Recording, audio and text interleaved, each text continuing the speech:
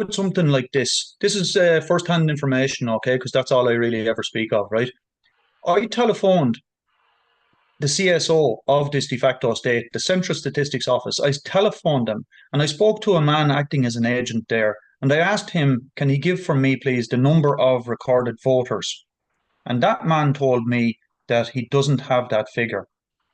That man then advised me, he presumed he was speaking to a citizen of this de facto state, and that man advised me to go to the county councils and to ask the county councils, county by county, for that number and to tally the figure myself.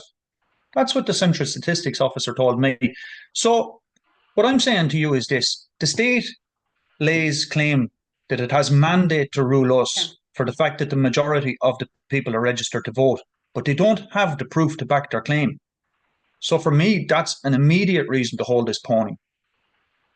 Okay, you're sending the citizens, well, I'm pointing at myself because that's who he presumed he's talking to, but you're advising citizens who will be the lowest rank of the de facto state to go to a legacy institution where the state itself has no jurisdiction and to beg for the numbers that they have on their secret, whatever you call it, electoral register. So for me, like, this is a problem immediately.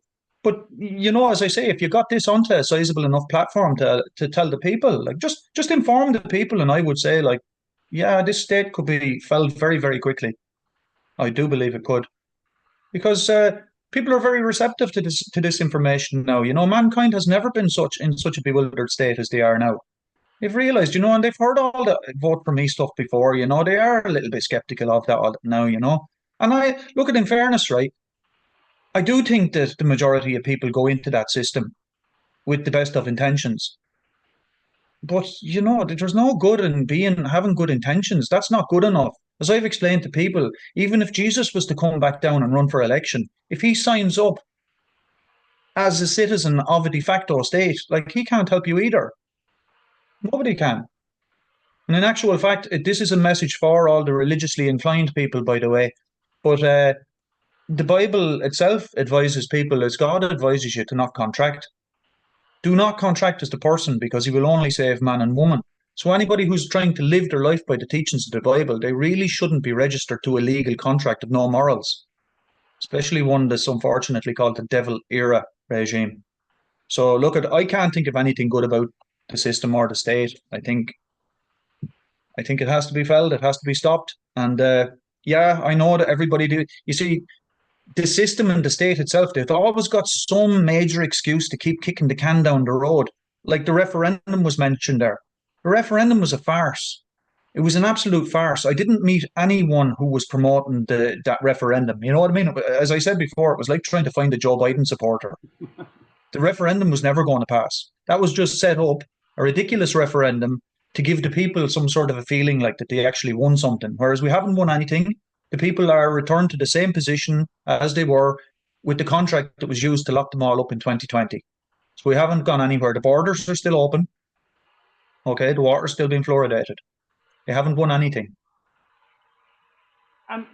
But look, as Edel made a great point, when people go back into their homes, unfortunately, there's huge numbers of them. They'll turn on RTE, but I also think the local media, I would call the local radio stations and the local newspaper, do as much damage, in my opinion, because they have a certain amount of trust.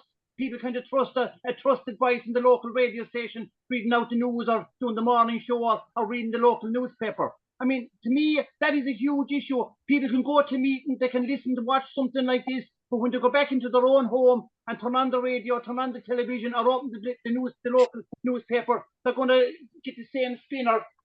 So just could you address that lady or comment that before I go back to you again? Yeah, okay. I just see them as another layer of the state. They're just another layer of protection. They're like RTE. They're shamefully ignoring the people's only lawful solution. And the lawful solution is to collapse legal. And by the way, this needs to happen globally. But there's no point in us concerning ourselves about other jurisdictions where we have no power. This is our jurisdiction, the ground we stand on. We need to take care of this place. And I'd love to see the ripple effect then happen globally, because all the European countries have the same problems. They've all got these legal contracts as well. And that's why their borders are open and their countries are being destroyed as well, legally. Yeah, and So look, I just think that, yeah, sorry, do you want to go to Edel? Or Yeah, then do you want to respond to that there, or just your comment? No, I mean, I concur with a lot of that. I would say actually our local media has probably done more damage Yeah. than the national media, because there's a cohort of people that would listen to a local station, particular age group of people, and that's how they managed to get, you know, Meath, such a highly vaccinated area because of local radio more so, and a couple of particular journalists have now won awards 2 days ago. Yeah. For their great journalistic duties, you know. And what I would say again, all I can do is, I mean, I've been to RTE, obviously outside broadcasts, calling them out as much as I can. I'm not saying I am the big I am. I call out things as much as I possibly can. There's many people running who still don't even want to acknowledge the excess deaths. Well, that will never sit right with me, and that's top of, if when my leaflets are done, you can see that that's almost top of my leaflets, because we will never, and I will never renege on that best I can. All I'm saying is these are going to go ahead. If I deregister tomorrow, and that is a process that can take up to a year, isn't that right, Chris? It can actually, I've looked into this, you know, I haven't come into this completely blind about all of that, and it can take up to a year to deregister. And people need to understand even how to do that. So yes, you can go to Grip Media and ask them. I'm asking them every day about the excess deaths. They completely ignore what I say. They're not going to interview me. So in the meantime, what do we do? Inaction to me is no action. Well, this is what I said. The state does not have the figures. The state does not hold the figures to say that it has the right to rule us. That's what I say. There is the problem. So in actual fact, you don't even really need the mass deregister. You just need to inform the people. Give them the information. And yeah, look, at the end of the day, all I ever say, Edel, is there anything that I have said that's not true? Because if what I say is the truth, it belongs to the people. It's your truth, Edel, and it belongs to the people. Yeah. And the people can make an informed decision with that truth. I hope they'd make the correct decision. Maybe they won't. Yeah, and that's very fair. And I, you know, even now, still people say to us, "What are you still doing, standing on face? What are you still doing, talking about the COVID?" And I said to them, "This was never my information. This was the people's information. What they decided to do with that information was up to them."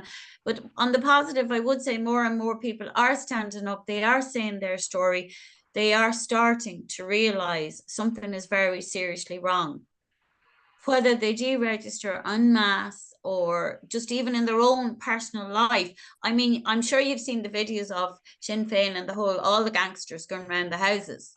Yeah. And they haven't, you know, you must have seen those videos, and every house they go to is get out of here, get away from here, don't put that through my letterbox. So could you see maybe that in the future what you're talking about would be something achievable, but it might not be in my lifetime. It may be just the slow process now.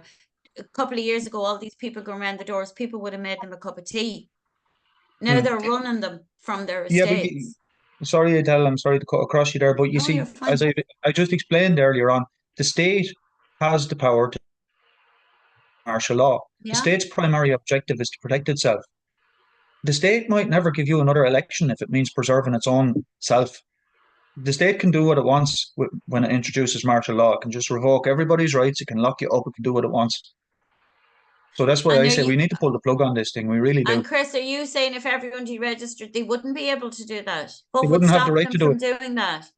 Well, that would be unlawful. At the moment, you see, they don't care about that. We all, I presume we all believe in a thing called karmic justice. Yeah. So karmic justice, for me, because the agents of state are actually doing nothing wrong, it's the people, it's the electorate that are converting to fraud. So no karmic justice can ever come on these people that are perpetrating all these horrible acts on us with the consent of the electorate.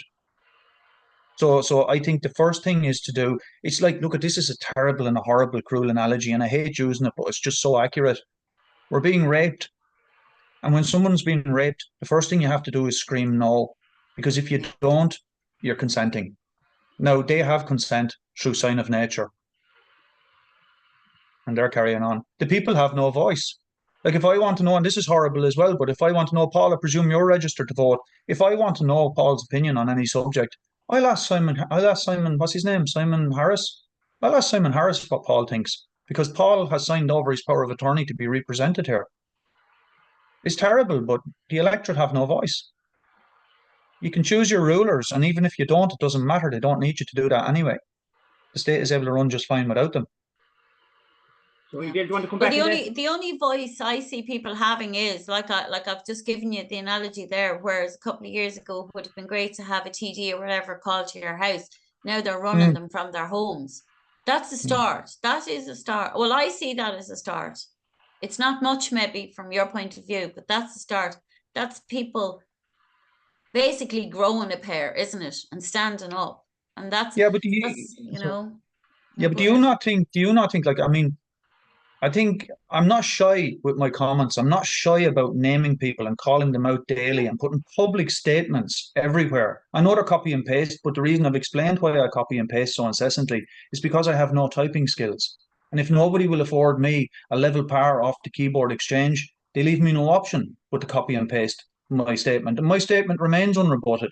And look at all the public faces. And do I name them here? Do I need to? You see them, they're in all my posts. I name them out daily. Do you not think that those people should come and defend themselves? I mean, what I'm doing here, and I'm saying as bluntly and clearly as I can, anyone that's promoting legal de facto state policies is an enemy of mankind as they're implementing the legalized genocide of mankind. And like, I mean, shouldn't they defend themselves? That's a fairly serious statement to make. I can't speak for them. I can't speak for them. I have no problem. I asked you, do you think, though, that they should defend themselves after all these years? Do you not think that Herman Kelly or somebody should come and defend themselves? I believe people should afford you the courtesy to have a discussion. I'm not saying they should have to agree with everything you're saying, but I believe in affording people their respect. If you're standing in the public asking people for a vote of confidence, there is an onus on you to answer questions. I'm not looking for votes. All I am is a native man of Éire, and I have questions to ask. And running away and hiding is just behaving the same as the politicians that are there already. No, I agree with that. And this so-called alternative media, they should not be given a free ride on this subject. There's too much interest in this subject. I know I don't have a team of people or whatever, and I know I don't have any technical ability. I've always admitted that I am the weakest link in the chain when it comes to the amplification of this message. But I do everything in my power that I can, and I know that they are aware of the subject. They are aware. Sorry, Dale, we just have 3 minutes left, Dale. In the circle of activists, or I know what the proper natural men and women that you're meeting and dealing with, does the issue of deregistration come up, or has it come up, or does people talk about it? Or? I'm going to be honest with you. The people on the streets that I'm meeting at the moment, as I've said, and it's no disrespect to them, they're just trying to even catch up with what happened between 2019 and now. Like I'm meeting people who still have no idea what was perpetrated on them. So we're playing catch up. So then to start talking about I've no problem talking about it. But what I'm saying is it's so much for people to take on that I genuinely, do you do it in small pieces? Do you just throw everything at them? I don't know, because I am aghast that there's still people I meet, intelligent people, professional people, who still haven't got a clue what's actually has been perpetrated for the last couple of years. That's all I can tell you, and that's genuinely from the streets. I'm genuine in what I'm saying to you. There's people who, or if they do know, they're pretending they don't know. That's all I can tell you at this stage. Sorry, this dog has decided to bark. Yeah, no problem. Murlock, we have about a minute and a half left. And if you cut off, so just keep talking, Murlock, for a minute and a half, and if you just cut off Dimmock, so your response to that. Okay. Again, I say I think it's the most feasible and logical solution for us to do if we want to get any sort of movement on this is. And it's maybe not to get any sort of a movement. It's just to get the information to the people, to allow the people to make an informed decision. I think gripped media have to be hit hard. I've been in touch with them. They've asked me to send them emails. They've wasted about 2 weeks of my time. And then a man who works there, he goes by the name of Gary. Gary sent me back an email after 2 weeks of wasting my time. to tell me that he's had a look at my proposal and he's decided that it would never work. And I asked Gary if he could be specific, please, and tell me what have I said that's not true, or why would it not work, or is that just your opinion? And he said, that's just my opinion. So I informed Gary that his opinion should not block the truth. That's it. End of story. He's not doing his job if he's just making opinions to block truth for his own. So yeah, we have to call them out. We have to all